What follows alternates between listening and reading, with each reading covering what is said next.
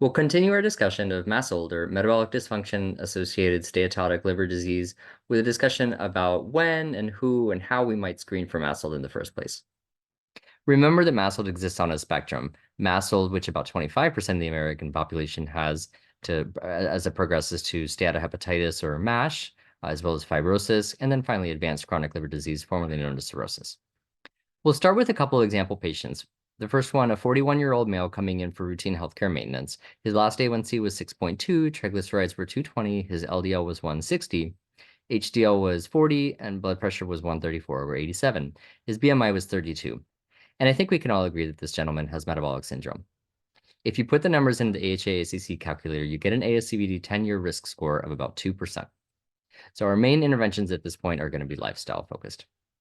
Another patient, maybe you're reviewing recent labs, she was in the ER for whatever reason, had a comp panel and a CBC done. 55-year-old female, AST comes back at 29, the ALT is 18, and her platelets are 140. Because these are close to the limits of normal, the upper limit of normal for ALT and AST, and just below the lower limit of normal for your platelets, it may slip under your radar unless you're specifically looking for MASLD.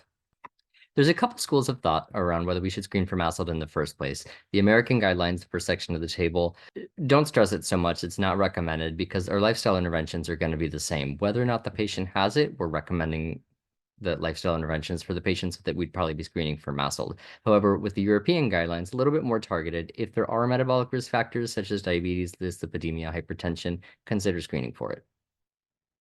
The other reason the American guidelines don't promote it as much, we don't have the greatest treatments. We'll talk in a future video about the one FDA-approved option, and there are medications that we can use to help manage MASLD, but really because we don't have great options, that is an argument against screening for it in the first place. In terms of MASLD in children, there are some European guidelines where you can consider screening with hepatic ultrasound, and if it's negative, repeat every 3 years. Locally, what I see practice is just trending transaminases and looking for transaminitis. And the pediatric gastroenterologists that I've talked to have said, really, we don't have any better screening tools like we'll talk about for adults in a moment. Just keep trending the transaminases. Because of these limited options and the fact that they're kids, I'm quicker to refer to hepatology. In terms of how to screen for MASLD in the first place, we'll return to our two cases, the 41-year-old with metabolic syndrome and the 55-year-old with very mild transaminitis. I group screening into two buckets: serum markers and imaging. There's also liver biopsy, but this is rarely performed. This is just when there's diagnostic uncertainty, and obviously hepatology is involved at this point. Because liver biopsy is so invasive, we prefer the non-invasive tests, serum markers and imaging, because they are pretty predictive, but it's important to use the right ones. The one you see most commonly referenced in the guidelines is the FIB4, originally developed for hepatitis C infection, and we'll talk about the cutoffs in a minute. Some other ones that you might see are the NAFLD fibrosis score, APRI, as well as some proprietary tests. Proprietary tests would be things like the FibroSHEAR or FibroTest or ActiTest, Fibrometer, HepaScore, and then of course the ELF or Advanced Liver Fibrosis Score. That's what's referenced in the guidelines, but it may or may not be available locally to you, so check with your lab. I love the FIB4 because, again, AASLD recommended, and it's easy. You just use age, AST, ALT, and platelets, and you get basic cutoffs that can tell you that you're very unlikely to have fibrosis, indeterminate range, or likely to have fibrosis. It's less reliable for patients under age 35, so consider using additional serum markers or transient elastography. And then I'll put some links to the AASLD guidelines in the show notes about what the specific guidelines are, both for 35 to 65, as well as patients over 65, where the numbers are a little bit different. If you get an indeterminate FIB4, or for other reasons you want to get additional diagnostic accuracy as you're screening for MASLD, consider transient elastography, commonly known as Fibroscan.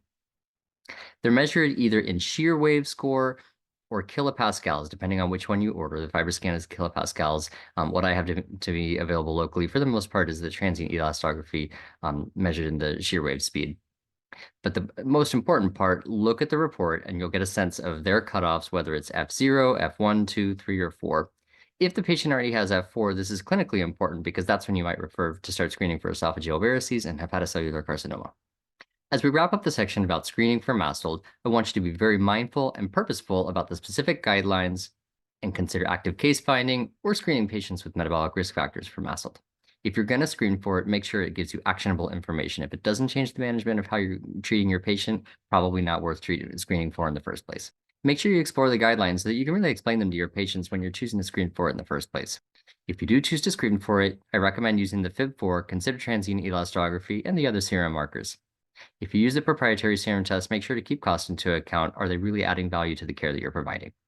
MASLD is a really important condition affecting so many of our patients that if you do screen for it, you're able to catch it and help patients on their path to wellness.